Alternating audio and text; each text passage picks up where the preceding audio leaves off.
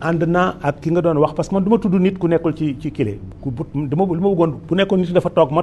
mun ko tudd mais nit man bu nekkul du ma tudd du ma kile ak du ma ko parce que bëgguma ko teg dara man amul surtout nag ku yàlla jël tànn la def la chef de l'état parce que yàlla mooy tànn chef de l'état nguur yàlla moo ko joxe bu la nit xasee yëkkati jox la responsabilité ñëpp la war a respecté Seydina ma yàlla suñu borom subhanahu wa taala ba mu waxee Moussa Seydina Moussa ne ko da ngay dem ci pharaon wax ko ne ko na libérer waa Égypte waa Israël pour ñu génn Égypte daf ko ne boo demee na nga wax ak moom ci kàddu yu ànd ak yar ak teggin ndax dafa doon buur dégg nga am pouvoir am autorité par conséquent da nga ko war a respecter donc man ku doon chef d'état dama la fas yéene respecter du début jusqu'à la fin mais nag man en ce moment là respect ma la jox dama koy arrêté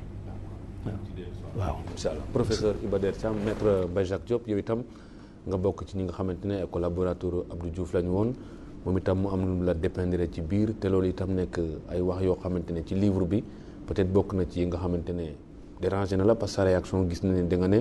moom vérité historique bi nga xam moom nga doon xaar ci moom gisoo ko ci yi mu wax ci biir téere bi ci fan woowu aussi dañ mën a jàpp ne rek ne am nga mbetteel ci li nga xamante ne moom la Abdou Diouf bind. Ousmane maa ngi lay gërëm di sant tamit Walfadjri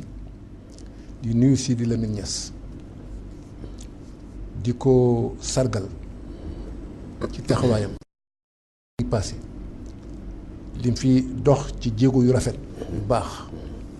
pour réew mi am jàmm maa ngi ko ciy gërëm di ko ci sant di ko bokk ak moom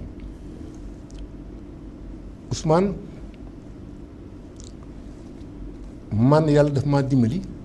Abdou Diouf fekk ma ci parti bi fekk laa wax de fekk ci parti bi tey ñi nga xam ne ñi ñoo nekkoon ak man jeunesse BDS jeunesse du bloc démocratique sénégalais nga xam ne ñoo ngi def suñu congrès constitutif en 1954 à Louga ñu ci bari gën nañ àdduna ki ci def Samba Niang bu Ndar ak man nii ma ci sant yàlla ci loolu Abdou Diouf bi muy ñëw jóge France jàngi woon ba àggal ñëw fi la ñu fekk ci réew mi bi ko Senghor dee nommé fi la ñu fekk ci réew mi bi ko Senghor day jox ay ndombol tànk ci gouvernement bi ak ci parti bi fii la ñu fekk ci réew mi yàlla dimbali ñun ñu dekkoon ay li ñuy wax militant professeur Iba Der Thiam dafa am jamono mu laxasaayu jàngiwaat doon tamit agrégé de l'université jamono joo xam ne jële dans les années 70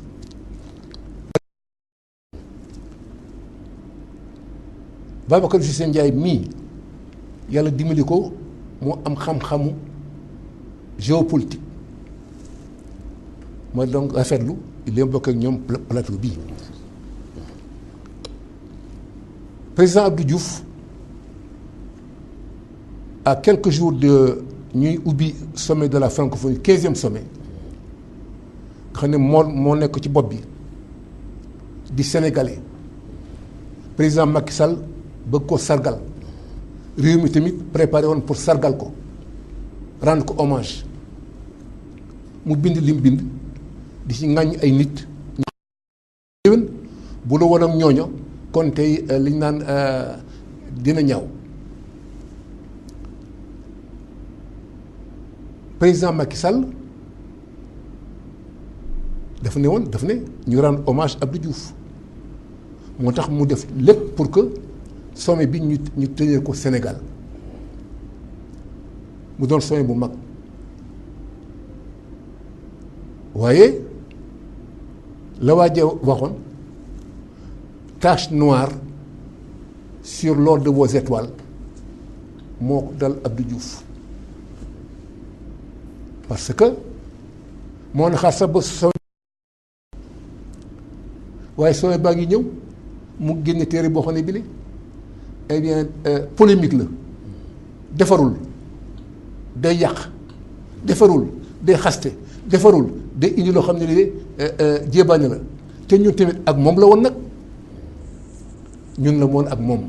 kon moom li mu wax am na mais jaruloon wax daal wala. lu am ak par exemple man du ma sori waaye li mu wax ci man ne j'ai écrit une lettre de démission boo ma ko adressé moom le 2 mars 2000 ma ne ko bindoon naa la le 28 février dama lay jox di copier ma ne ko monsieur le président le 28 février 2000 je me suis permis de vous faire parvenir une correspondance par laquelle j'ai suggéré que soit constaté l'échec de notre camarade Ousmane Tanor Dieng et que par ailleurs vous-même reconsidériez le principe du maintien de votre candidature s'il se confirmait qu'un deuxième tour de l'élection présidentielle s'imposait. D'accord. dégg nga loolu. dina gudd mais ci résumé da nga ko waxoon rek moom que mu moytu parce que nga gis mooy day daanu si. waaw lañ doon liggéeyee ca directoire ba ak les élections législatives ya ñu amoon jëkkoon a am ci man li ma xam ak si néew maa ngi koy avertir bon dégluwuma nag ma ne ko li ma la wax sànq depuis mon adolescence le professeur Iba Der Thiam fekkee je n'ai connu d'autres familles politiques que le Parti socialiste BDS BPS UPS PS j'y ai côtoyé de grands hommes et des leaders de dimension exceptionnelle professeur Senghor Mamadou Dia Lamine Gueye Abdoulaye Ly du dégg et vous-même vous m'y avez trouvé moo di ci la ma fekk man ci parti ci biir parti bi et j'ai continué de cheminer à vos côtés depuis 30 ans waaye man Ousmane li ma dal ci frustration ak naqar ci parti socialiste ak Abdou Diouf waxuma ko 1984 gagné naa coordination Tëngéej 1982 nekk tête de liste élection municipale tànn samay conseiller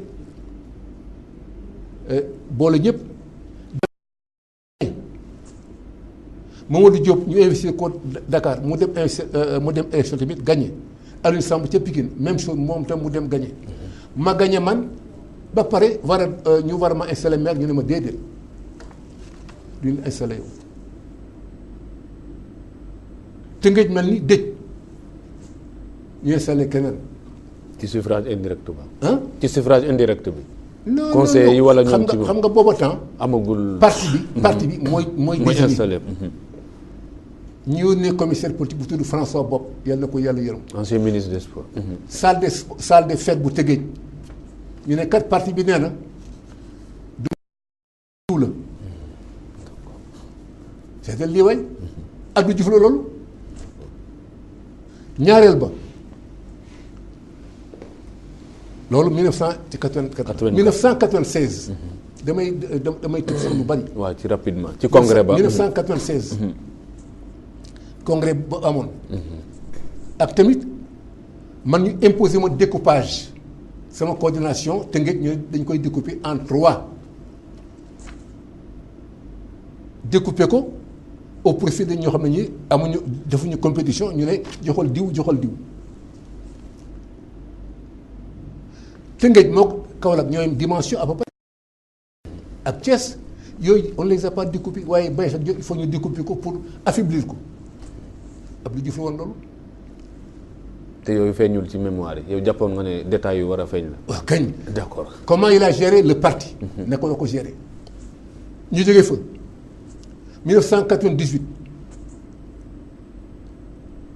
1998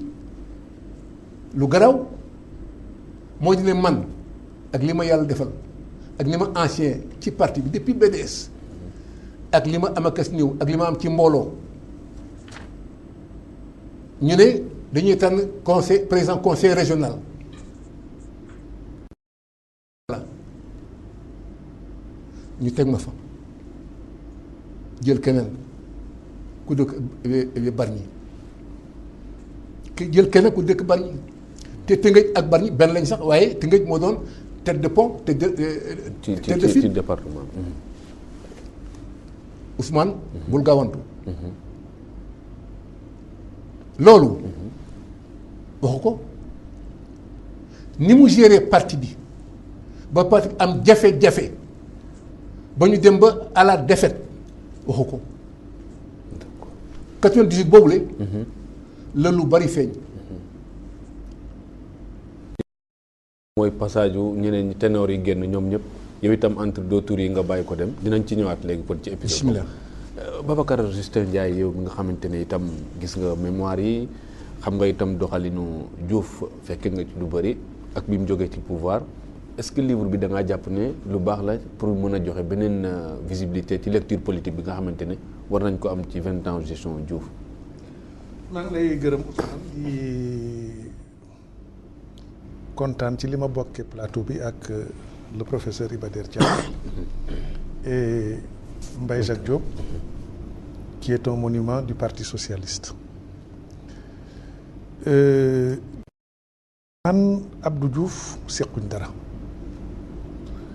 mosumay liggéey sous ses ordres mosumay am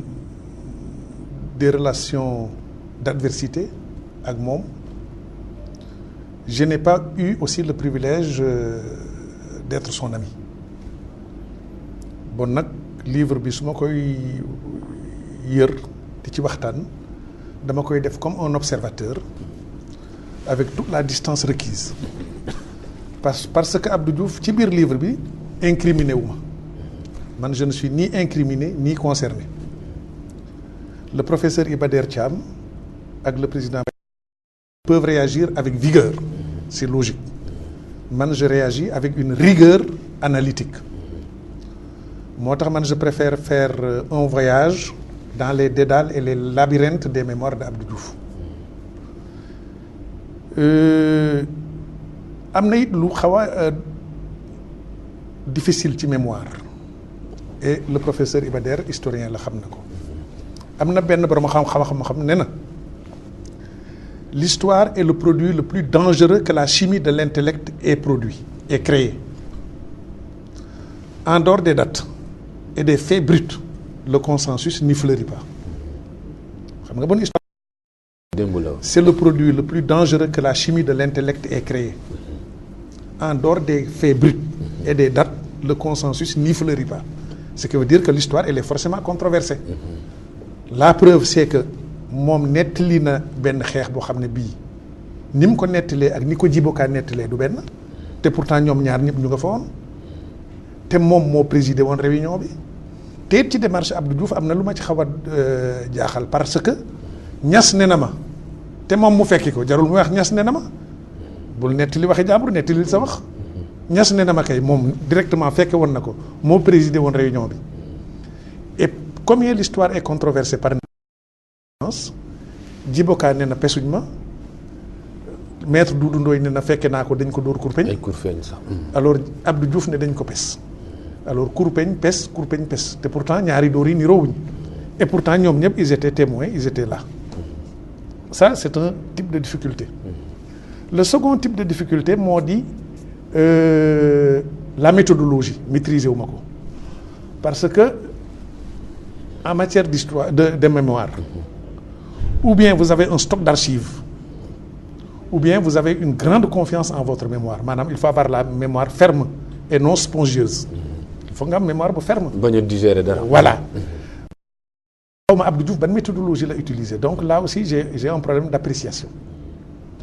parce que ku mel ni Alain Perfit il a écrit un livre monumental sur le général de Gaulle c'était de Gaulle te ce livre là c'est plus qu'un livre mémoire mais c'est aussi un livre mémoire mais nee na moom conseil des ministres bu ne daf daan noter à l'issue de chaque entretien avec le général de Gaulle il prenait note quand il voyageait avec le général de Gaulle il prenait note moo tax livre boobu bind na ko c'est plus de 300 pages mais déggoo ci benn coowu France parce que ça a été restitué de la façon la plus fidèle maintenant si je chapitre le livre de Abdou Diouf dama ciy gis une première période damay dégager ce que j'appelle les anecdotes dégager ce que j'appelle les broutilles anecdotiques maanaam Djiboka kaatana Moustapha Niass ñoppati na ko yooyu moi je considère ça comme hors d'œuvre ou dessert. Moi je m'attaque au menu du livre yi nga xam ne moo am solo. parce que livre Abdou Diouf dana am njëriñ. C'est une mine d'information pour les historiens, pour les analystes, pour les observateurs, pour les futures générations. Il a été Premier ministre pendant 10 ans, 70-80. Il a été président de la République pendant 20 ans, 80-2000. Bon nag ce qui veut dire que quand même yor na réew mi lu yàgga am na chapitre yu bëri il faut que ñu yër ko parce que dafa intéressant l'affaire Mamadou Dia wax na ci Jean Collin am na yoo xam ne dinaa ci dellusi la guerre en Casamance, le conflit sénégalo-mauritanien, l'affaire Hissène Habré parce que jabari Hissène Habré moo toog fii ne Hissène Habré est venu par avion militaire su ma jëkkër mais Abdou Diouf moo yónni avion de commandement mu fekk ma Douala man ak sumay doom. Ce qui veut dire que mbiri Hissène Habré aussi mën na ci wax mais man su ma koy bennal su ma xoolee le conflit Dia-Senghor, il était gouverneur dans la région du Sine Saloum. Aujourd'hui elle comporte 3 régions. Kaffrine, Kaolack ak Fatick. boobu benn ensemble la woon mu nekk fa gouverneur affaire bi fekk ko fa mais soo liiree qui est son ami. Le livre est intitulé Par devoir et par amitié. nga dem page 41 Habib Thiam dafa nettali ne bi nga xamee ne yëngu-yëngu am na diggante Senghor ak Mamadou Dia te à l'époque Mamadou Dia était président du conseil. Senghor inaugurait les chrysanthèmes mais doole ji puissance bi Mamadou Dia moo koy rawoon. kii xam na la configuration de la 4e République française. Président du conseil moo ëpp doole sax premier ministre actuel yi. Abdou Diouf sorti de l'ENFOM il est légaliste jusqu'au bout des ongles mais Abdou Diouf telex bi mu njëkk a yónnee telex de soutien la woon d'allégeance et d'engagement aux côtés de Mamadou Dia. Telex bi son ami Habib Thiam intercepté ko parce que entre-temps la donne a changé, le rapport de force a basculé, Senghor gagné. Habib Thiam mooy nettali de mu dal di Abdou Diouf ne ko sa telex bi nag teg naa ci suma tànk parce que léegi Senghor moo gagné bindal ma beneen telex mu bindaat beneen telex bu bokkut ak bii. bon xam nga ne Abdou Diouf njuuj njaaj ak vacherie ak micmac en politique mii muy wax ci mémoire bi moom sax moo ko njëkk a def. Quelqu'un m'a dit que c'est le premier transhumant de l'histoire politique du Sénégal post-colonial. Surtout que jamono jooju en 1962 fekk na y avait un rassemblement national parce que Lamine Gueye ñëwoon na ñoom Lamine Gueye ñëwoon nañ bon moom moo loolu Abdou Diouf def na ko. ma jël beneen chapitre après ma dellusiwaat. Le deuxième chapitre mooy Jean Collin. Non, avant Jean Collin, il a parlé de Cheikh Fall. Cheikh Fall de Air Afrique. Alors xam nga affaire mémoire dafa doy waar parce que loo xam-xam am na lu des. léegi nag ñaar moo mun a am ou bien dafa am yoo xam ne yi daf ko escamoté maquillé ko ou bien am na yoo xam ne yi daf ko xamul. te loolu dana ma xaw a jaaxal. ñu jël le cas de Cheikh Fall. Cheikh Fall était PDG d'Air Afrique, président directeur général d'Air Afrique. Abdou Diouf wax ju rëy ci livre bi parce que wax na wax joo xam ne ji sax man xaw naa ci am tuuti gêne. Parce que Cheikh Fall am na doom yu mag ku mel ni Gabriel Fall c'est le directeur de BRVM, Bourse régionale des valeurs mobilières. Alors mag la mu ngi ci mu ne baayam donc Cheikh Fall moo ko wax ne man du ma dugg sa gouvernement parce que am na benn sëriñ bu mag bu gënt ne man danaa doon président te sax Abdou Diouf defal ndànk dans quelques jours Senghor dana commencé soox après dana paralysé te su Senghor paralysé man may doon président mais sëriñ boobu man xam naa ko mais lu tax Abdou Diouf tuddul turam man itam du ma tudd turam fii parce que man bindu ma mémoire sëriñ bu mag la ci réew mi bu mag mbaa bu magoon mais daal de toutes les façons man du ma tudd turam. te moom itam nee na nettaliwu ko mais Jean Collin la ko wax. mu wax non déglu maa ngi ñëw. pourquoi Abdou Diouf tuddul turi sëriñ bi comme day mémoire bi te ba tudd turi Massamba tudd turi Mademba muy benn. Deuxièmement wax jooju sax daf daf ko escamoté parce que ku mel ni Cheikh Fall ak loo ko bañ xam ne du cuune parce que Cheikh Fall a fait Supélec supérieur d'électricité. Après mu nekk PDG Air Afrique. te moom sax rendre na ko hommage dans les mémoires moom Abdou Diouf ndax nee na c'est un excellent manager. bon nag kooku du cuune du dof xam nga ne ak gënt ak affaire yi paralysie taxu doon mu engagé wu le duel contre Senghor. En vérité te loolu foofu laa fi xaar Abdou Diouf parce que nous en tant qu'analyste politique en tant qu'observateur chercheur à l'occasion ñun li ñu intéressé mooy le menu c'est pas le dessert ak hors d'œuvre. Foofu am na lu bëri waxu ko Cheikh Fall soo gisee mu song Senghor c'est que dafa am ñu ko ngemboon premièrement Houphouët-Boigny daf ko ngemboon parce que entre Houphouët et Senghor il y avait une rivalité cordiale voilà ou une cordialité rivale noo ko jëlee noonu la. mésentente cordiale. Il y avait une entente superficielle mais il y avait une rivalité profonde. Alors Cheikh Fall Houphouët daf ko ngemboon ñaari jabari Houphouët yi ngemb ko ma wax la loo mos di dégg. Houphouët amoon na ñaari jabar.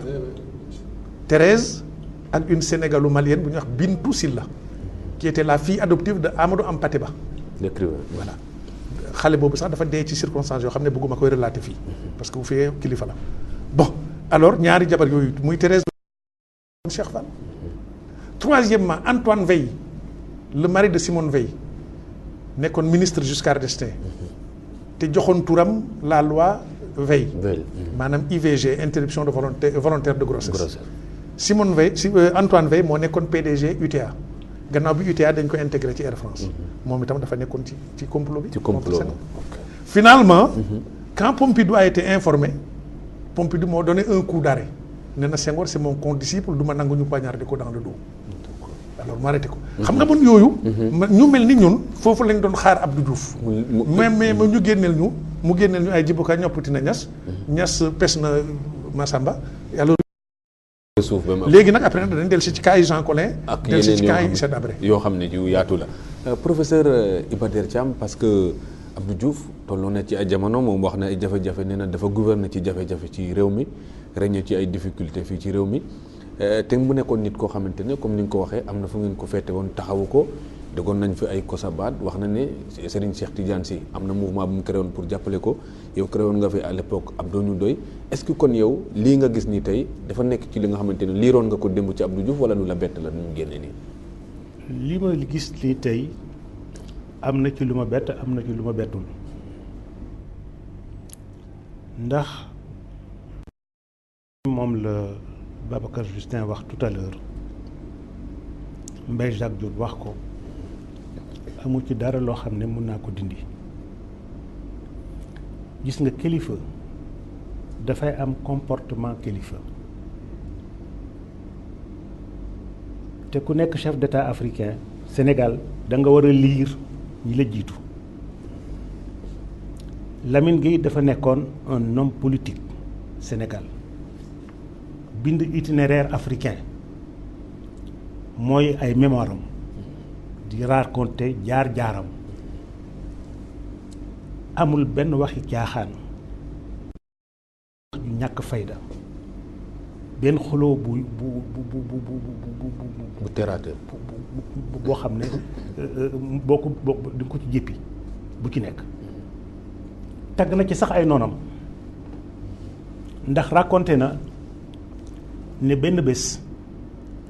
benn administrateur bi mu amee ay difficulté mook Blaise Diagne wax na ko ne ko mais yow dégg naa kii Lamine Gueye moom Lamine mooy raconté de mu ne kii Blaise Diagne bi mu nekkee député benn administrateur daf ko ne dégg naa ne da ngeen am ay problème ne ko bàyyi ma dinaa damm ndiggu Lamine Gueye mu ne Blaise tontu ko ne ko attention Lamine Gueye bokk na ci responsable Sénégal yi nga xam ne ëllëg ñoo war a diriger Sénégal kon nag man duma nangu kenn ko damm ndiggam mun na bañ a jubóog man de mun na ma xeex bu ko neexee mais nag duma wax kenn ne ko na nga jël lu bon nga teg ko donc moom Lamine Gueye mu ngi seede Blaise mi nekkoon adversaire politique am seede bu rafet bind ko ci ay mémoire am mais man Sénégal yëpp xam nañ ne man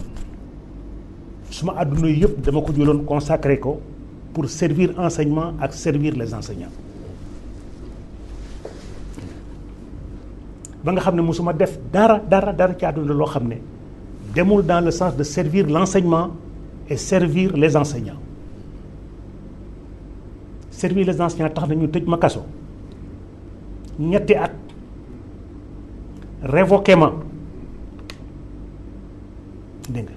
su ma doom juddu nekk xale ma waroon nekk ci wetam suma belle-sœur ñëw jël ko yóbbu ko Ziguinchor ndax xam ne ne suma jabar na am ay difficulté pour war ko mën a toppatoo à l'âge de 3 mois ma dugg prison xale bi maa ngi ko gis 9 mois plus tard defoon naa ne sax dootuma xàmmee bañ ko indee prison ndeysaan daf ma seen rek dal daw ñëw dal jeté wu dans mes bras man enseignement tax na suma licence maa ngi ko passé en prison. loolu su Diouf la woon. yëpp ci temps Senghor la woon. mais Senghor terewul am na grandeur d'âme boo xam ne ba ma demee passé agrégation ba delsi daf ma yónnee immédiatement ba ma njëkkee admis écrit daf ma yónnee télégramme di ma féliciter ne ma nag terewul des na oral bi ba may dem te ñu ne ma ñaanal bourse ma ne du ma ñaan bourse ndax bu ma ko ñaanee bourse Senghor duma ko may te bugguma ko ñaan ba pare dégg nga ëllëg si mu naan ñaan na ma damay jaay suma oto parce que man bokkuma ci ñi nga xam ne dañu dugg ci politique pour di ci ut si dara bi may laaj dugg man ci politique dama am DS laa doon dawal man bi ma nekkee instituteur DS laa doon dawal ñi doon dawal DS en ce moment mooy ay ministre ak ay chef d'état moom laa doon dawal dégg nga di sol ay ko jëndee ci kër yi gënoon rafet.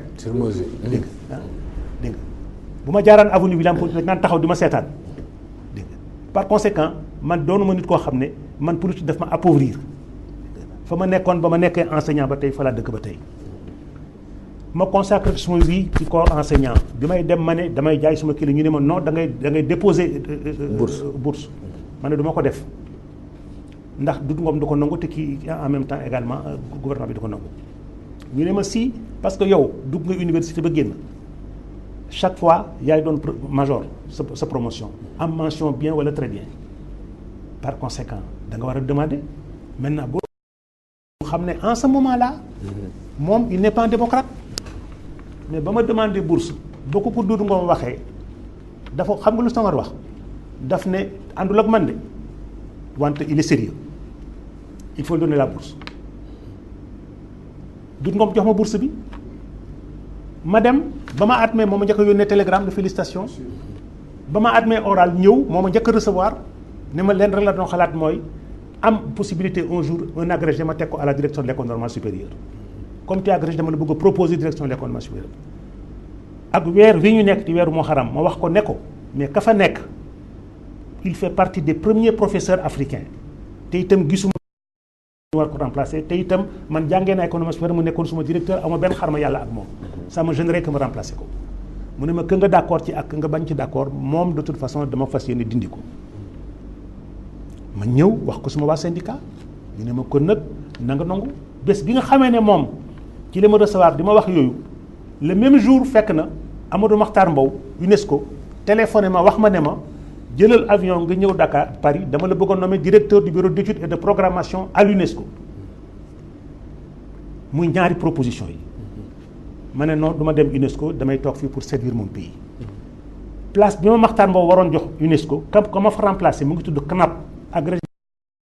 il a terminé dans les fonctions de sous-directeur général dégg nga bu ma ko nekkoon tey xaalis bu bare lay am ak responsabilité mais pour dimbale enseignants yi ak jàppale leen moo tax loolu mosuma ko def man ci suma kàttanu bopp la ma liggéey école normale supérieure ba tey jii fu may jaar fu nekk laa fay jaar ñoom ñëpp di ma taxaw ku nekk ci ñoom di ma gërëm ak di ma sant la ma fa def université Dakar maa ko jox turu Cheikh Anta Diop maa njëkk a obtenir que ñu jël avion de commandement jox ko les candidats à l'agrégation yi war a dem passé ji agrégation de médecine parce que ñoom bu ñuy dem di passé agrégation de médecine dañuy yóbbaale te dafa diis ci ñoom te ñuy fay ay charges yu bari ci avion yi ma laaj avion présidentiel pour que def ko ci kenn ku nekk ci ñoom def ci le nombre de livres que tu veux mu yóbbu leen Ouagadougou ñu passé delsi maa ko njëkk a def man maa fekk ay nit ñoo xam ne dañu remplir ay conditions pour ñu recruter leen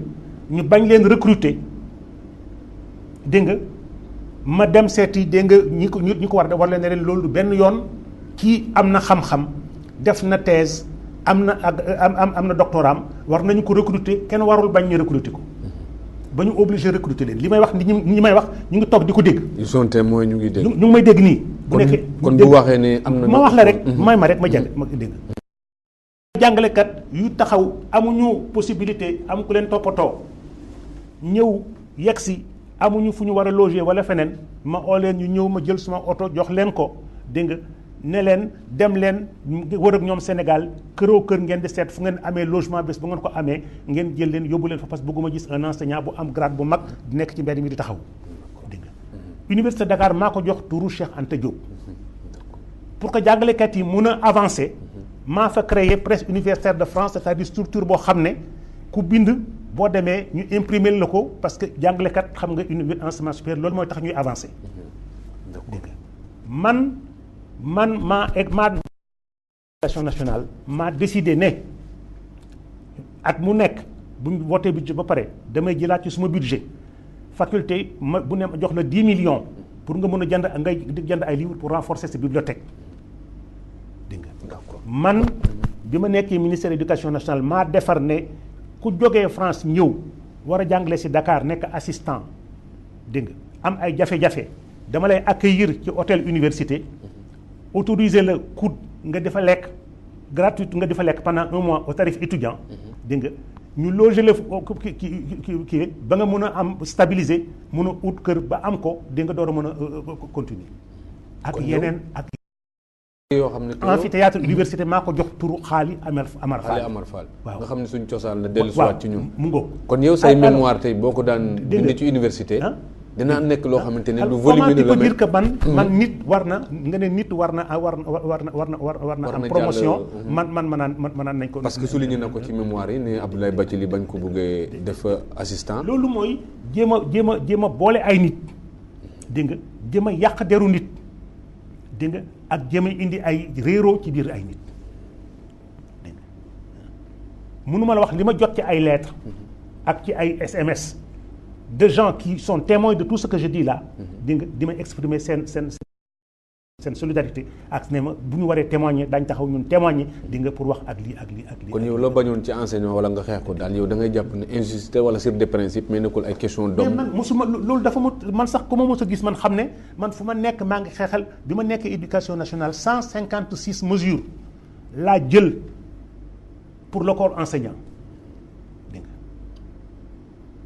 man maa jox au professeur d'université la possibilité d'avoir une année sabbatique boo xam ne boo ko jëlee dama lay fay sa solde nga continuer di ko toucher pour sa famille bi nekk fii Dakar ma may la bourse nga dem France wala Angleterre wala feneen pour passer ji dégg nga sa doctorat bourse yow di ko dundee sa solde nga bàyyi ko fii Sénégal pour ñu entretenir sa famille ku ci war a passé dégg nga sa doctorat ma yónnee délégation wala man ma dem fekkee ji ko ku at mi ma annoncé ko ci rajo yi pour que nit ñi gën koo xam sa jaloore mën a jóg. d'accord nañ ci dellu ba nga xam ne université tey fu ma neex laay dem tey jii dama lay wax ne tey man ba ma nekkee retraite 2006 la ba tey damay jàngale université gratuitement dañ ma proposer contrat pour dañ may fay comme ni ñu ko defalee ñeneen ñi man bu ma kenn fay dégg nga du ma nangu am ñaari salaire parce que nekk naa député damay jàngale gratuitement depuis 6 ans damay jàngale gratuitement te benn 15 du ñu ma ko fay respecté suma horaire def examen yi di nekk jour yu thèse yi ak yëpp gratuitement amul keneen ku ko def dinañ ci dellusiwaat loolu am na solo nga di ma nga loolu boo ko defee ba pare ñu ñëw di la wax loo xam ne say doom di ko gis say sët di ko gis ak doomu kooku dégg nga te yow nit ki mosoo ko def dara mosoo ko wax dara dégg nga defuloo ko xawma lu tax d'accord kon dinañ ci dellu soit léegi docteur Mbaye Jacques Diop parce que yow wax nga fi lu am solo loo xamante ne ci gestion politique ak gestion parti yaakaar naa lu am solo la 46 ans nga nekk ko ci parti bi jiitu ci Abdou Diouf Abdou Diouf ñëw ñu nommé ko nga nekk ci parti bi lu jëm ci 46 ans ñu nommé ñeneen ci sa kaw Mbaye Jacques Diop ak envergure bi mu am ci wàllu politique nekk nga poste non stop député lu yàgg ay maire ak yooyu mais mosuñu laa fal ministre est-ce que loolu yëpp dafa bokkoon ci xeex bi nga xamante ne kon da nga ko souligner ci parti bi. waaw moo di ne Ousmane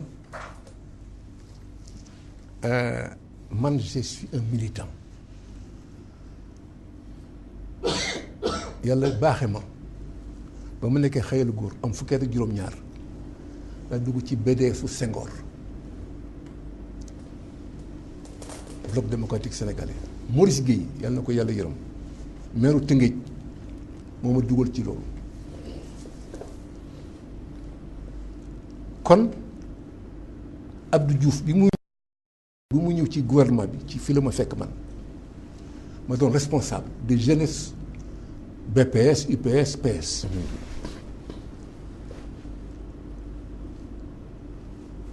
ci ñi day wax naan ay li yéwén Abdou Diouf nit ku màndu la ba mu jógee Sénégal ak tey waxu fi dara defu fi dara ci ñooñu laa bokkoon man di ko sax tagg ci comportement boobu la à la fois républicain et tamit am tamit éthique républicaine waaye téereem bi yàq na lépp mbaa bon yàq na lu bari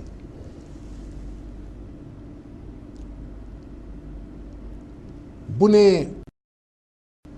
deuxième tour de l'élection présidentielle de 2000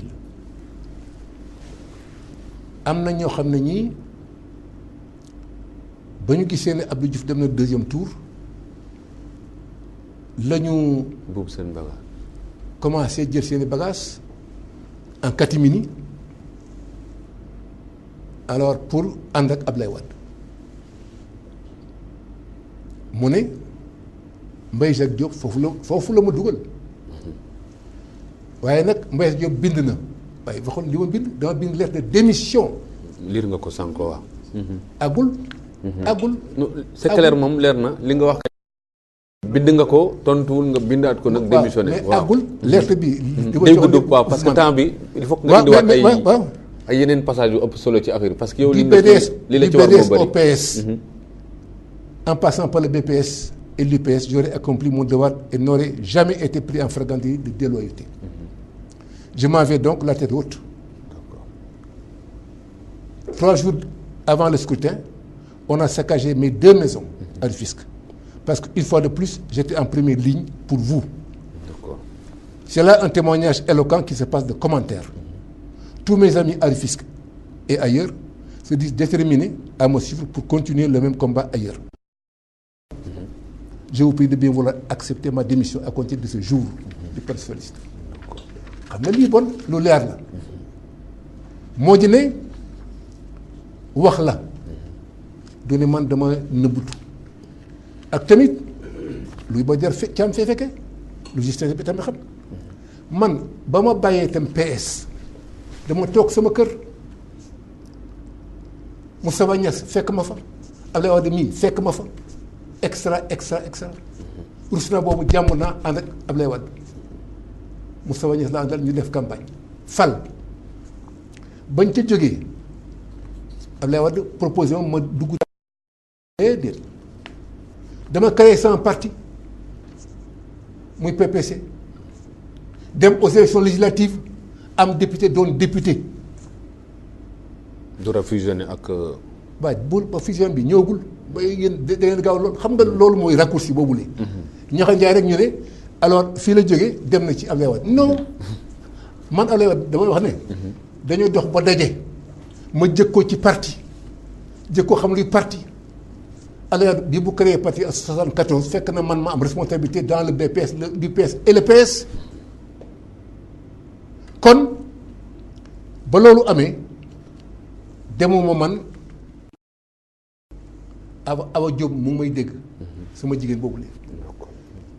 ba ma Abdoulaye Wade dee recevoir hôtel Méridien nekk président de la République installé gul daf ma ne danga bëgg nga ñëw ci sama parti dinaa la jox ñaari poste député à des postes éligibles dinaa la jox nangam ma ne ko maa ngi lay gën di sant waaye dama lay ñaan Awa Diop ngi may dégg mooy suñu témoin dama lay ñaan nga bàyyi ma créé sama parti xam tamit Sénégal yi nekk lañ ma gisee man mu ne ma ah Mbaye Jacques parti de jafe na de ma ne ko waaw d'accord ñu laa créé PPC au mois d'avril dem élection moins de 9 mois yàlla dimbali ma doon 6e sur les 10 partis qui étaient présents raw PIT bu Amath Dansokho raw Madior Diouf raw jëf jël bu Talla Sylla di nga leex bu baax. d'accord kon loolu sant yàlla. waaw lii nag. ba mu amee man fan laa demee en catimini. ba mu naan ma man ci ñi bokk ci ñooñu laa bokk ak tamit waaye teewul bind naa waxul ne dama bind lettre de démission. d'accord su li ñëwul loolu. kon yow tey. projet Diouf mooy dugal na la foo xamante ne bokk fa waaye itam ci gestion parti bi bokk na ci ñi la xañ lépp ci parti bi wala. lépp 98 wax naa ko sànq. mais pour nag bañ a rek sooy 2000 bon xam ne yéen ñëpp fekke ngeen ko 2000 premier tour wax naa ko li ma doon wax deuxième tour moo waxati topp ñu ma dégluwuñ ma au contraire ñu toj samay kër taal ko mu romb fa campagne premier tour di dem Mbuur taxawul xoolu fa sax ma woo Bruno Diatta ne ko Bruno Diatta mu ngi may dégg ne ko Abdou Diouf jaar na fi xoolul sax sama kër booba temps sama kër nit ñaa ngi ci biti ci mbedd mi ñoom ñoo ñëw ne ma Abdou Diouf léegi noonu ma ne ko nag bu jaaree fii jóge Mbuur booba temps amul autoroute foofu laa na jaar te taxul sama kër tey lay bàyyi PS woo Ablaye Makhtar Diop mu may dégg wax ko loolu Aminata Mbengue Ndiaye ma di ko gërëm moom daf ma woo di ma massawu ma ne ko dama waxal nag sa waa ji war na fa jaar au retour de Mbour Bruno Diatta téléphoné ma ne ma président dina fi jaar dina jaar sa kër. sa kër waaye Ousmane jaar ba mooy lan buntu kër ga ñëpp xam nañ sama kër Tëngéej buntu kër ga fa la yem ak jabaram duggul ci biir kër gi xamul loola tey tamit joxuma 1 franc man soxla moo 1 franc am na waa ju bind tey ne Abdou Diouf ba mu fa jaaree dimbali na ma man passé naa ku ñuy dimbali. yow symbole bi rek moo la ci gënoon. waaw d'accord ba ma yàlla baaxee yàgg na. donc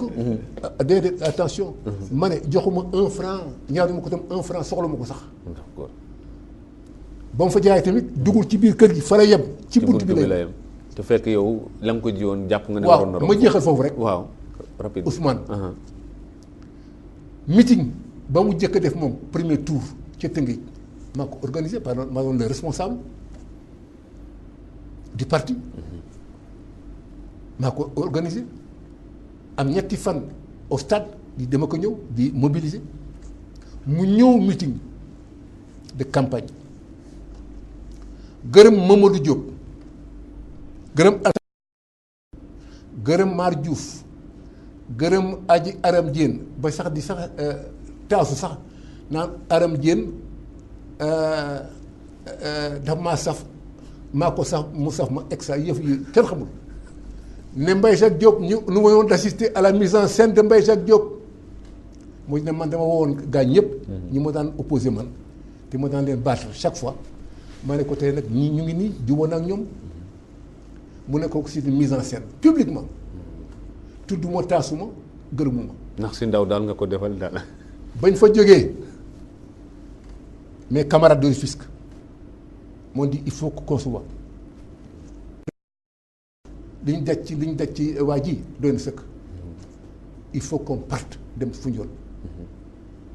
li ma daj man ci PS ak Abdou Diouf ci frustration ci humiliation ci ma gagné ñu fokkati ko am ndam ñu fokkati ko te nga gépp ànd ak man du benn du ñaar laa wax ci moom laa ko fekke ci moom laa amee.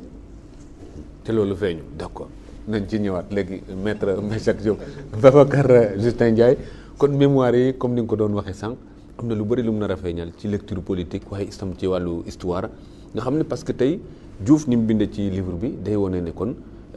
homme d'état yi ngay gis yëpp ci Micmac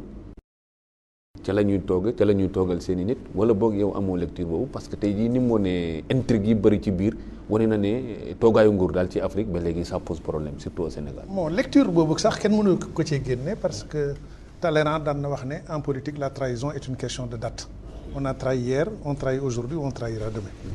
Bon loolu Talleyrand moo ko wax bon nag moom loolu moom kenn mënu la ko ciy génne. Ensuite l'histoire a démontré que elle est la politique. Elle est le cimetière des amitiés. Parce que soo gisee Ben Bella Boumediene nga gis Sankara ak nu mu tuddati ak Blaise nga xam ne la politique moom est le cimetière des amitiés. Bon yooyu moom c'est des données c'est des réalités yoo xam ne yàgg na. Mais man je reviens encore vers les mémoires de Diouf te loin des querelles mais dans les entrailles de ces mémoires là li ci biir moo am solo li taxaw ak li taxawul li leer ak li leerul man looloo ma amal solo ak omission yi mu def te waroon na ko ci boole parce que day tax ñi gën a comprendre cette période là. fi mu jógee ak fi mu yem. Je boucle rapidement le chapitre Cheikh Fall. wane ne amoon na sax jamono jooju des dégâts collatéraux yu ñu xamul parce que waxtaan yu mel nii li ci am solo moo nam da ngay xamal nit ñi lu ñu xamul ak lu ñu foogul. Gis nga Momar Diaw qui était directeur de la Sûreté nationale la mère s'appelle Khoudia Diaw est la tante de Momar Diaw mais bi tension bi fooree diggante Abdou Diouf ak diggante Senghor ak Cheikh Fall ci la ko Senghor wàcce en douceur appelé à d'autres fonctions ñu bëri tey xamuñ li jëlee Momar Diaw de la tête de la Sûreté nationale parce que la mère de Cheikh Fall Khoudia Diaw c'est la tante paternelle maanaam bàjjen la ci Momar Diaw. te boobaa génne nañ ko administrateur. Et pourtant Momar Diaw il a été dans l'histoire du Sénégal l'un des meilleurs directeurs de la Sûreté nationale d'une loyauté extraordinaire vis-à-vis de Senghor mais terewul gis nga lien de parenté boobu tax na ñu dégager ko kooku c'est un dégât collatéral. Bon suñ jógee ci Cheikh Fall ñu ñëw ci beneen Diouf évoqué na ko mooy Jean Collin nee na Senghor nee na ko Jean Collin bandi la d'abord man je sursaute parce que su nekkee Jean Collin bandi la te Senghor joxoon ko jarbaatam mu doonoon gorom xanaa kenn du jël sa mbokk di ko jox bandi muy première remarque. Deuxième remarque quand André Pétavin est décédé moom la Senghor jël Jean Collin def ko ministre des finances yàggul tuuti mu jox ko un poste aussi stratégique que l'intérieur et il a été le père de la modernisation de la police par le biais des universitaires qui sont venus en masse dans la police mais yemul foofu ñi xam l'histoire de cette période là te je parle sous le contrôle d'un historien et d'un éminent membre du PS su du doon Djibo Ka en 1980 après le départ de Senghor parce que Abdou Diouf est arrivé au pouvoir par l'article 35 aucune once de légitimité il a achevé le mandat de Senghor acquis en 78 Senghor moo gagné les élections de 78 dawal ñaari at jox ko 3 ans par le biais de l'article 35 kenn d'accord ci woon notamment l'opposition et même certaines franges du PS voilà mais ma yëgal la ni su du doon Jean Collin qui était à la manœuvre sécuritaire Djibo Ka mi nekkoon sur le front face à l'intelligentsia et face à l'opposition les deux boucliers là Djibo Ka ak Jean Collin les barons allaient bouffer Abdou Diouf en 24 heures même dans son Louga natal face à comment il s'appelle Moustapha Cissé Cissé tout court à ne pas confondre avec Moustapha Cissé de Pire mooy le député ancien ambassadeur à Kinshasa très bien mais face à Moustapha Cissé Abdou Diouf ne faisait même pas le poids à Louga sakatuma nag face à Amadou Cissé Dia face à Magatte Lô face à Alioune Badara Mbengue de Rufisque donc les barons comme des dragons allaient bouffer Abdou Diouf su lu doon Jean Collin ak Djibo Ka mais gis nga ni mu leen remercier léegi naan kii bandi la woon ne kii te Djibo Ka bind na benn article boo xam ne ci ngay xamee ne engagement am c'était entier maa ngi koy fàttaliku ba léegi c'est un article qui date de 1986 publié par Le Soleil intitulé tenez-vous bien quand l'illusion et la nostalgie s'embrassent l'illusion mooy Ablaye Wade la nostalgie mooy Senghor qui avait quitté et qui voulait revenir le syndrome Ahidjo le syndrome Amadou Ahidjo alors Djibo Ka il a stigmatisé ça mu ne quand l'illusion et la nostalgie s'embrassent dal di dawal ça a mécontenté beaucoup Senghor parce que l'un des derniers aides de camp de Senghor le colonel Barthélémy Faye qui est mort dans la piscine à Tambacounda il était commandant de la zone militaire numéro 4 ci Senghor dénk ci noppam ci Djibo Ka alors pour vous dire donc que ñii li ñu ko defal delloowu leen njukkal parce que su leen delloo woon njukkal du wax ne Jean Collin ab bandi la voilà. parce que li mu doon def ci wàllu bande yëpp pour maintenir ko au pouvoir ak sa sécurité. ma ne la Jean Collin su du doon Jean Collin ak Djibo Ka les barons allaient bouffer Abdou Diouf entre 80 et 83. parce que barons yi dañ mën politique te xam parti bi te moomoon parti bi. te moom il était fragile parce que amu doon légitimité article 35 c'est pas une légitimité. alors xam nga ne bon kooku moom mbir la. nga jëlee ci yeneen chapitre yu am solo. yoo xam ne évoqué na ko. foo xam ne nag aussi parce que il faut être intellectuellement honnête. li mu wax sur l'opération Fodé. d'accord naa ci noonu la demee parce que man j'ai eu le privilège de discuter avec le général Idrissa Fall boobu maa ngi journal Sud ma ànd ak Ibrahima Fall ñu dem. il nous a fait le récit de. il était à l'époque directeur de la fondation Léopold Sédar Senghor. alors il nous a parlé en présence du colonel Victor Barry. qui était un de ses collaborateurs. qui est décédé d'ailleurs le colonel Barry. alors il nous a fait le récit. li Abdou Diouf wax c'est dëgg la. nga jël beneen opération boo xam ne bii Abdou Diouf aussi beneen mbir muy le coup d'état de Tavares. Joseph Tavares de Souza. waaw évoqué na ko man au début du ma la nëbbal man biñ ne coup d'état Tavares daf doon jéem coup d'état man xawuma ko woon a gëm te danaa la wax li tax. il appartient le christianisme au Sénégal il est d'une ethnie minoritaire en Casamance et encore minoritaire à l'échelle du Sénégal alors. kooku su jëloon pouvoir bi sans aucune légitimité guerre civile bu bon lan moo naroon am foofu d'accord naa fekk analyse Allemagne mu ñëwaat maa ngi ñëw ce n'est même pas évident que les autres unités des autres régions allaient adhérer au coup te loolu li muy indi fractionnement de l'armée ak musiba bu réy bon nag foofu Abdou Diouf ni mu ko nettalee dëgg la mais avant Abdou Diouf nettali ko man am na ku ma ko confirmé woon parce qu'il y a un général qui était après ses fonctions de chef d'état-major, il était dans le cadre de réserve ñu affecté ko dans une ambassade quelque part. bëgguma ay tudd turi dëkk ba parce que. alors général bi nee na. éminent itam. ayant été chef d'état-major dans le passé il avait gardé toujours des antennes dans l'armée. quand l'affaire du coup d'état a démarré moom yëg na ko étant là-bas dans son ambassade. mu yëg aussi ne Tavares de Souza dana ñëw Paris. il s'est précipité pour venir à Paris pour tase de Souza pour dissuader ko. ça c'est le général qui m'a fait la confidence. Malheureusement au moment où il débarquait à Paris. de Souza décollé de Paris. bon gisantewul. donc man le coup d'état que je croyais mis en scène. finalement ça m'a été d'abord confirmé. par un général. parce qu'à l'époque et ça a été confirmé. dans les mémoires de Abdou Diouf. te booba am na aussi assise ci ANAT bi ñu créé woon à l'Afrique la ko doon. non ANAT ma terminer nag sur le chapitre opération Gabou rapidement. foofu am na 98 foofu am li ci Abdou Diouf wax. am na ci vérité mais am na ci aussi ay escamotage ou bien loo xam ne peut-être moom itam yëgu ko brosser waaw. voilà parce que nag xam nga quand tu es le président de la République tu ne commandes pas le théâtre des opérations am na yoo mun a yëg ak yoo mun teg mais man li ma ci xam moo di Abdou Diouf amoon na ci jafe-jafe ak français yi tuuti parce que l'ambassadeur André Lévin bi fi ne woon nee na avant le déclenchement de l'opération Gabou le gouvernement sénégalais de l'époque adressé woon na une liste de matériel à la France pour mu jox leen ko mais il y avait du matériel tellement lourd que les Français étaient méfiants et ça est-ce qu'on peut écraser un moustique avec un marteau pilon est-ce que ça c'est contre la rébellion casamançaise ou c'est autre chose xam nga les Français aussi duñ cuune alors donc dañ bloqué woon te pourtant à l'époque 98 le président était socialiste Mitterrand le premier ministre Jospin socialiste le ministre de la défense Alain Richard socialiste mais terewul dañ la leen Abdou Diouf sant dañ bañ bi tëdd ci suuf ci la déclenché opération Gabou mais foofu itam amoon na ay rëq-rëq parce que nañ ko bëggoon a doxalee opération de police mais c'était de waaw parce que même l'ambassadeur qui était là-bas son excellence Ben Khattab Sokhna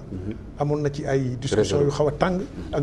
ñoom Habib Thiam ak yooyu alors man en vérité quand il s'agit de ces mémoires là man yooyu ma encore une fois mais wax yu sew yi amu ci solo te wax yu sew itam dafa am lu mu wone fi mu ne am livre bi wane na ne ku duggati bureau Macky Sall xamal looy wax oui parce que waaw mémoire yaa ngi ñëw parce que jamono jii léegi comme affaire mémoire la te doo xam nu ñu koy restituer avec tout ce qu'il y a souvent comme approximation ak imprécision alors moo tax loolu itam war nañ koy sóoraale. am na loo waroon sóoraale. professeur Iba Der Thiam parce que lii aussi dafa gën am lu mu fësalaat ci yorinu réew maanaam yow yaa ngi wax léegi ci question valeur yoo xamante ni da nga ko doon cultiver parce que yaa ngi xalaat bés yu mel nii wala ay nettali ci yoo xam ne day ñëw sa der wala ci sa njaboot mais tey livre bi dafa xawoon ne itam ne homme politique fu mu mën di taxaw ñaar lay àndal wure ak wor. gis nga man li ma ci gën a métti c'est-à-dire que man yaakaaruma ne homme politique bu nekk dafay ànd ak rëy ak wor parce que man de ci sama wàllu bopp man dafa am nu ñu ma yaree moo am itam lu ma gëm man wor duma ko def mukk ku ma àndal damay ànd ak yow maintenant bu ma demee ba gis ne ni ngay doxalee neexuma damay téye son bopp moom bi ma àndeek moom moo décidé ne daf may nommer ministre conjoncture boo xam ne éducation nationale amoon na ay problèmes yoo xam ne kenn mënu ko xayma des enseignants étaient restés pendant 3, 4 ba 5 ba 6 années kenn fayu leen sax seen indemnité ak retard de salaire yi ba mu ma nommé ministre de l'éducation nationale Sénégal yi yëpp a d'accord ci ne li ñu ko jox xam na ko syndicat yi yëpp ne li ñu ko jox xam na ko ma liggéeyal ko éducation nationale liggéey boo xam ne tout le monde savait que le Sénégal était engagé dans une grande aventure nar a appliquer les conclusions mettre en place tous les processus liggéeyal naa ko liggéey boo xam ne benn bés nekk nañu Sorano ma nekk fa man ak suma jabar dégg nga ku ko jege ñëw fa ba mu ñëwee ne ma yow ndax yaa assuré intérim ministère culture ma ne ko non dama ñëw rek pour seetaan si mu ne ma pourtant bu ñu la joxoon ministère culture itam dama doon nga ci Sénégal parce que antan nga ko te boobu éducation nationale et ministre de l'enseignement supérieur dégg nga liggéey boo xam ne mosu ko am feneen ci côté boobu ñi ma fekkoon ñu toog lu mat ñetti at kenn fayu leen ma jël un plan de résorption boo xam ne dans le minimum de temps ma régler toutes les indemnités tous les retards ba nga xam ne bu ma toogee tey di dégg ñu naan enseignants yi dañuy am ay retard de paiement daf may jaaxal parce que man ba ma fay laata jógee même yow bu nekkee ni sax da nga nekk enseignant war a dem jàngale ji bala ngaa dem dañu lay avance xaalis ministère des finances boo xam ne boo demee di nga mën a jënd sa lal jënd sa kile dégg nga nu mu tuddati fay sa nourriture sans dépendre de ton environnement lancer une opération d'équipement des enseignants pour que ku ci nekk mën a am suuf mën a am kër utal leen ay terrain chez les gouverneurs de région li may wax ñi ci profité ñëpp xam nañ ko ci biir Sénégal fu ma jaar tey dañ ma koy wax moom ci biir affaire yooyu xam na comment Abdou Ndioye a été créé xam na ne man nekkuma woon ci parti socialiste musuma ci nekk dégg nga moom moo yónni son propre frère Djibi Diouf seet si ma ne ma moom moo ma yónni pour ne naa ñëw wax la ne dafa bëgg nga créer ko un mouvement de soutien dafa soxla nga jàppale ko ma ne ko mais man bokk ma ci benn parti syndicalisme lay def mais ma dina da nga bëgg nga jàppale ko lii may wax El Hadj Daouda Faye di Vava xam na ko dégg nga ma ne ko comme dafa soxla ma jàppale ko fekk na moo temps yooyu man suma yitte yëpp moo doon parce que man amoon naa tellement de problème à suma man ak Jean Collin que suma problème moo doon nu ñu koy mën a dimbalee pour que moom boppam suffisamment pour mën a téye réew mi ni mu ko war a téye te teewoon moom wala ma ne kon nag xëy na bu ñu ko dooleelee fii ba mu am confiance ci boppam dina mën a libérer en ce moment là dina mën a moom boppam ñu dal di ko ci lañ jëlee décision dal di créer ab doo ñu doy amul benn 15 boo xam ne jox na ma ko pour liggéey bi ba ni nga xamee ne génn naa ci gouvernement bi benn 15 musu ko jël mu jox ko ab doomu ñu doy ci ndimbale ci benn côté te temps yooyu man au ministère de l'éducation nationale li may wax ay inspecteurs généraux ñu nga fa xam ne 300 litres de carburant de 30 litres de carburant laa daan utiliser par jour.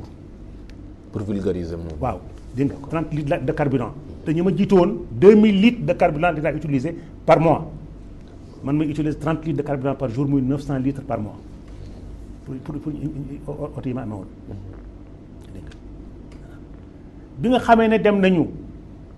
ba gis encore ne xëy na soxla na ko dooleel ñu ne nañu créer Grésen ak ñi ma àndaloon pour ñu di ko def. tey ñu bari ci nag tey ay nit yoo xam ne ñu ngi nekk ci parti socialiste ba tey ñoo ko monté ba mu sotti ñoo ko doxal ba mu defar ko defar suñu projet de manifeste jël projet bi yónnee ko au soleil wane ne le Grésen était un mouvement autonome vis-à-vis des partis ba ñu ko yónnee waa soleil ay nitam bañ ko jotee fi ñu gis ne Grésen dañ ci bind ne il est autonome vis-à-vis des partis ñu daal di ko effacer. pour mu bokk ci parti. dégg nga pour wane ne Grésen ci biir parti bi la bokk ñu yeewu suba ñu génne le manifeste du Grésen avec un texte différent am lu ñu ci effacé li ma koy wax ki ko def dund tey dégg nga nekkoon Soleil dafa liggéey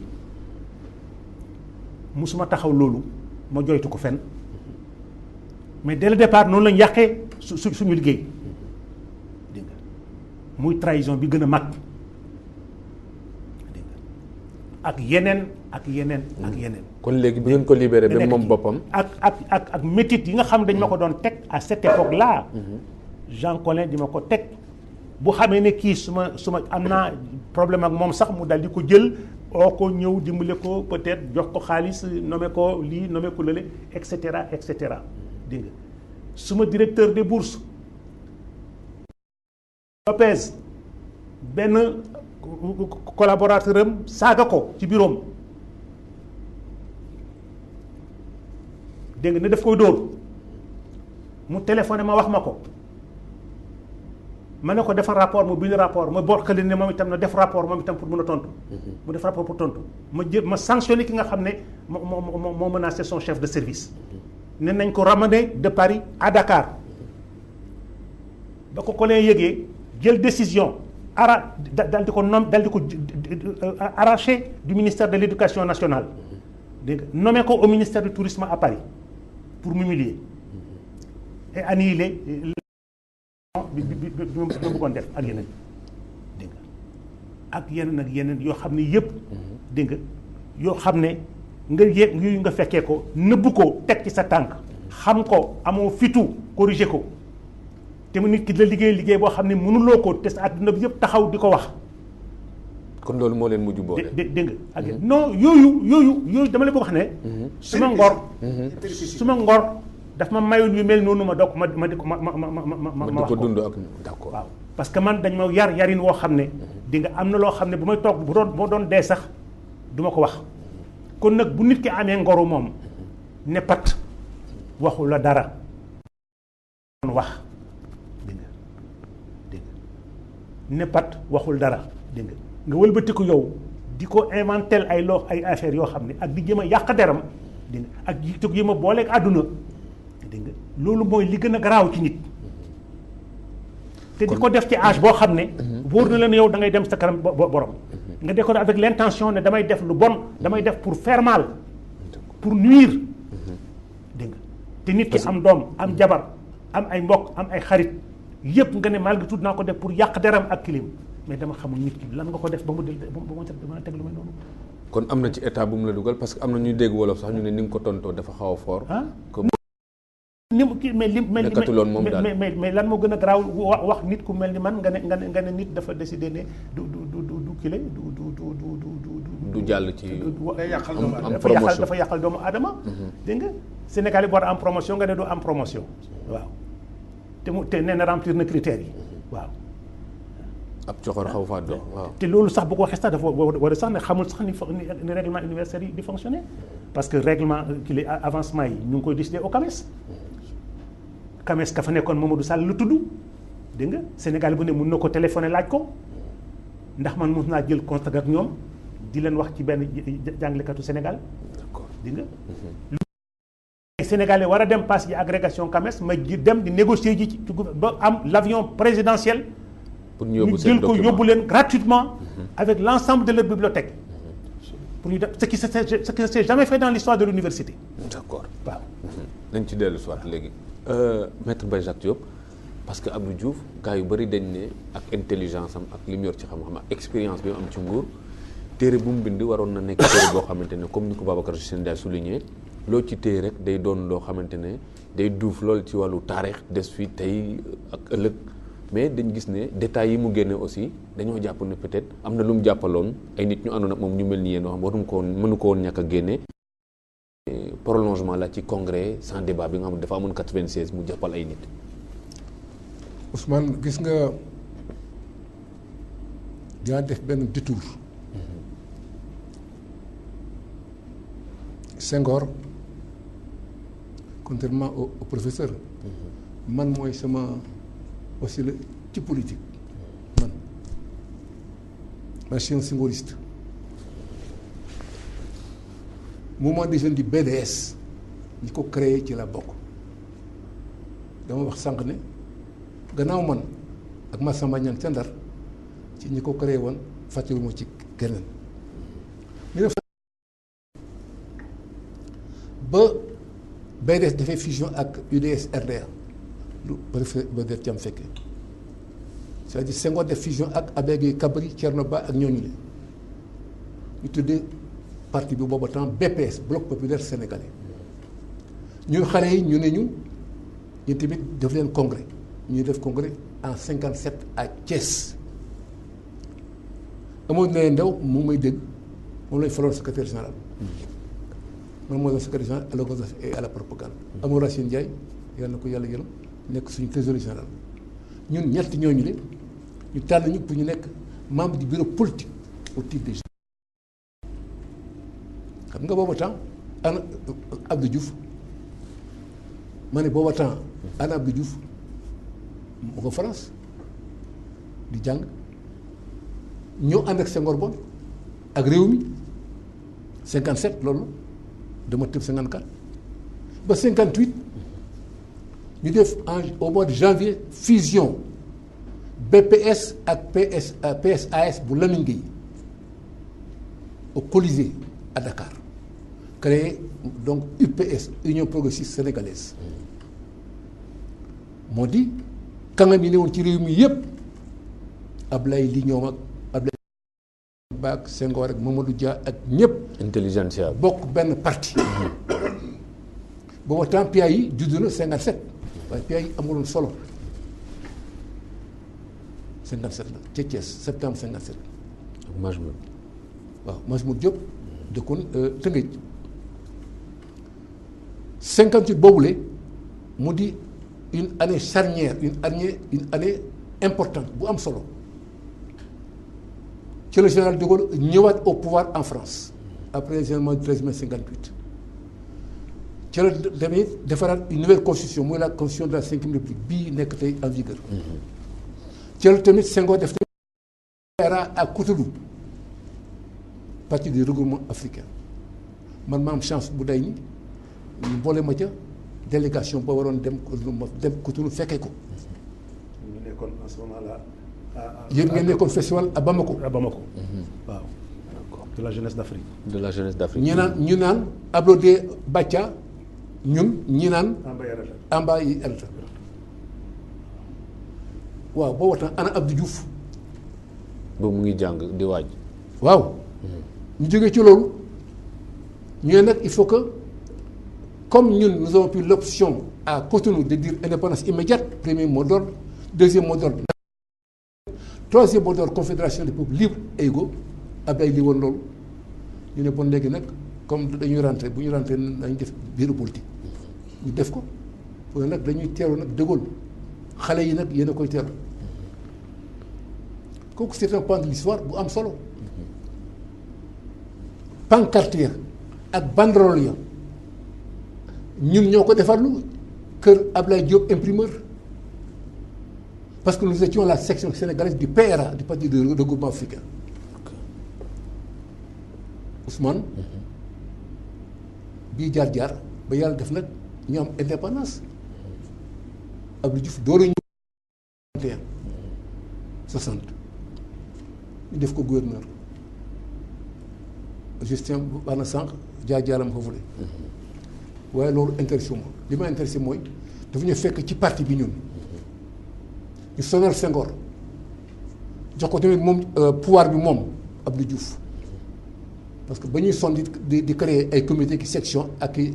coordination ak union régionale boobu moom fekkee ko. kon loolu yàgg na ci politique.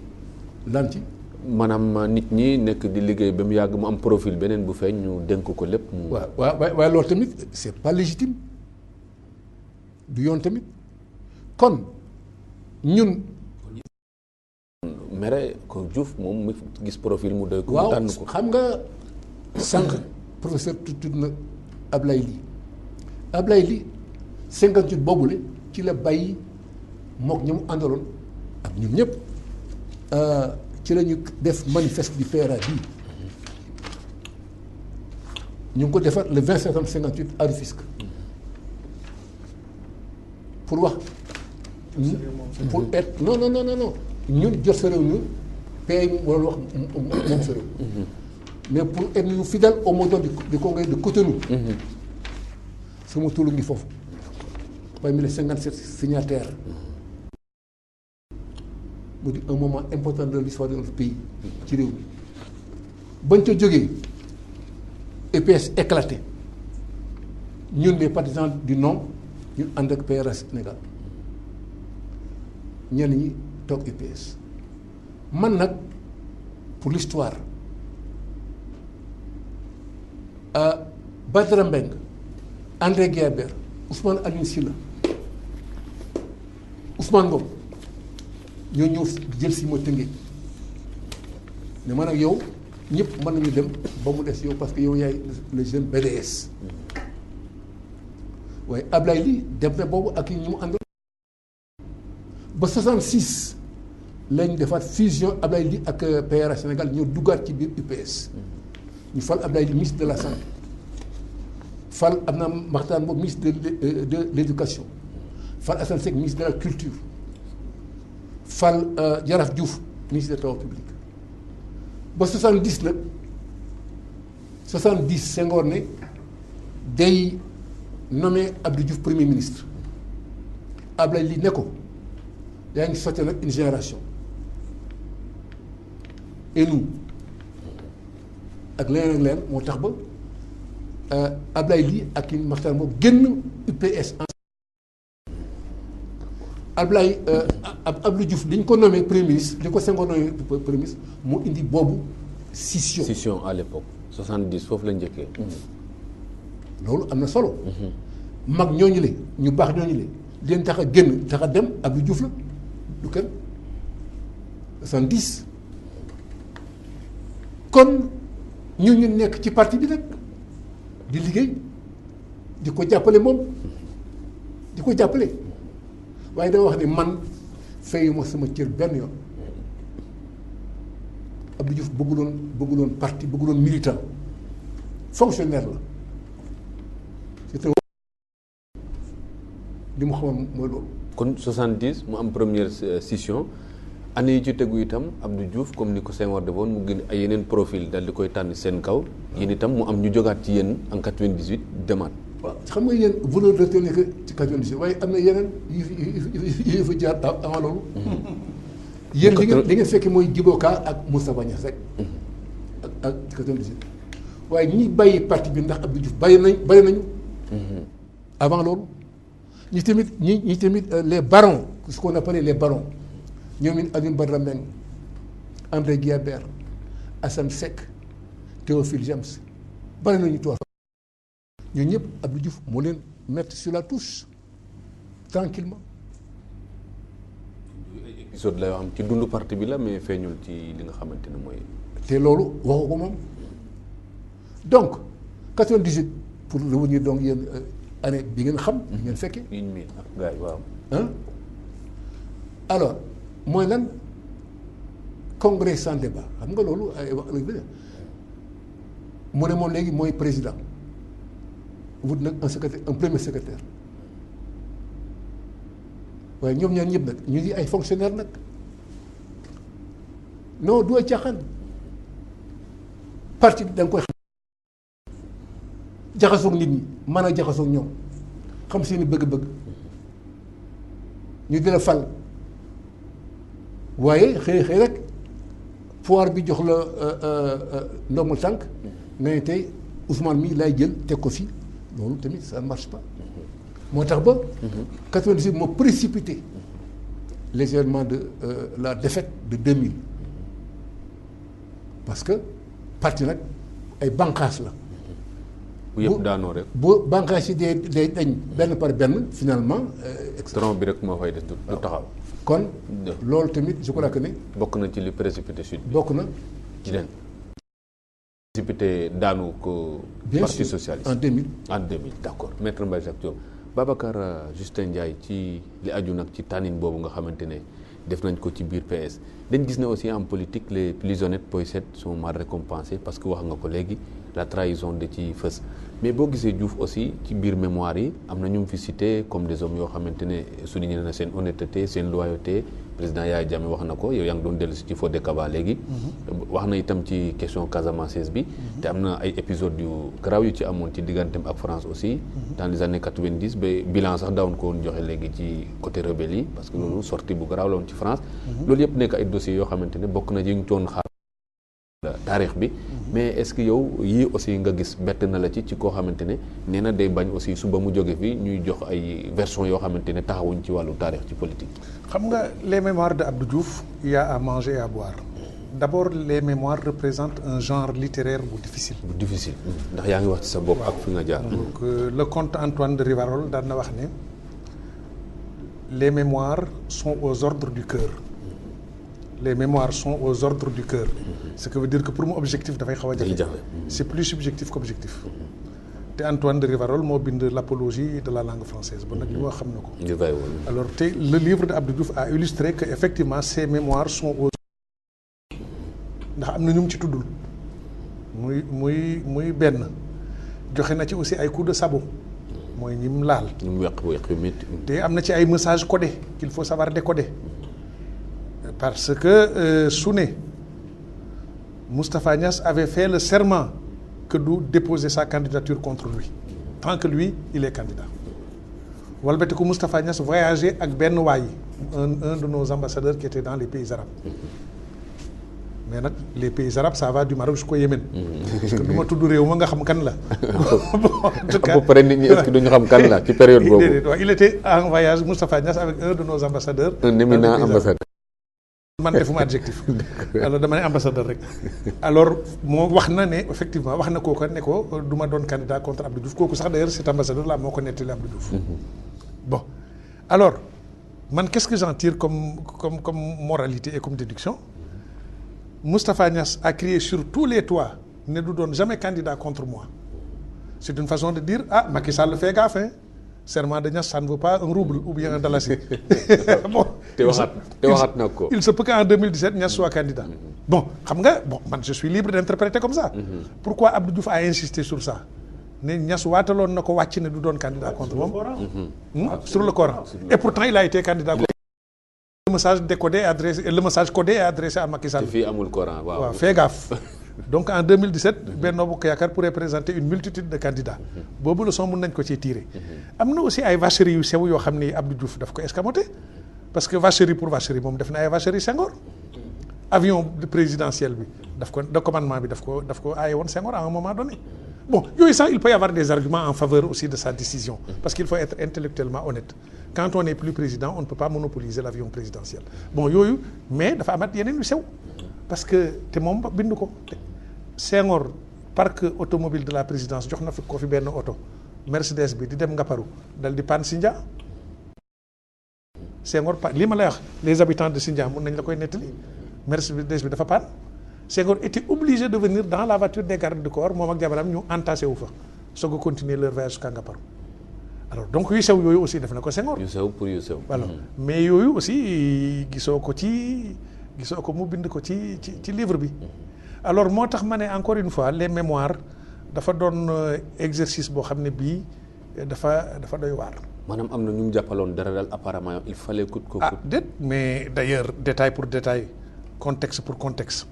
Abdou Diouf réew mi amoon na fi ay yëngu-yëngu yu métti mais chaque fois que journaliste interpellé ko en France mu ne non man du ma ci